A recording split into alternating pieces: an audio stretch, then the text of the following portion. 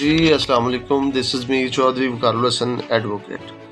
دوستو، آج کی اس ویڈیو میں میں آپ کو بتاؤں گا کہ جو انتقال فراڈ بیس پہ کروا لیے جاتے ہیں ان کا عدالت کی نظر میں کیا سٹیٹس ہوتا ہے۔ ایسا پراپرٹی کا انتقال جو کہ دباؤ ڈال کر کروا لیا جاتا ہے تو ایسا فراڈ یا دھوکہ دہی عدالت کی نظر میں اس کو عدالت کیسے پرکھے گی، کیا معاملات کو کنسیڈر کرتے ہوئے فیصلہ دے گی۔ اگر کوئی شخص دعویٰ کرتا ہے کہ یہ جو انتقال ہے یا منتقلی ہے پراپرٹی کی، یہ دھوکہ دہی یا زبردستی کروایا گیا ہے، تو ایسے انتقال کو عدالت میں چیلنج کیا جا سکتا ہے۔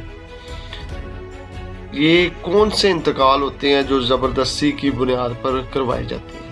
عام طور پر مقدمات میں آپ نے دیکھا ہوگا کہ کوئی بااثر شخص جائیداد کے مالک پر دباؤ ڈال کر انتقال کروا لیتا ہے، جیسے بیٹا اپنے بیمار والد سے یا اس کے علاوہ اپنی والدہ سے، بھائی بہن سے، شوہر بیوی سے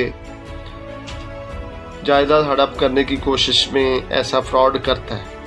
تو ایسے معاملات میں جب بھی منتقلی کو چیلنج کیا جاتا ہے تو عدالت کا یہ اصول ہوتا ہے کہ وہ مالک جو عدالت میں اپنا بیان حلفی ہے وہ جمع کروائے گا کہ میں نے یہ جو انتقال ہے یا منتقلی ہے اپنی مرضی سے نہیں کی، بلکہ یہ زبردستی طور پہ کروائی گئی ہے، یہ دھوکہ دہی سے انتقال جو ہے کروایا گیا ہے۔ تو ایسی صورت میں ثبوت فراہم کرنے کی جو ذمہ داری ہوتی ہے وہ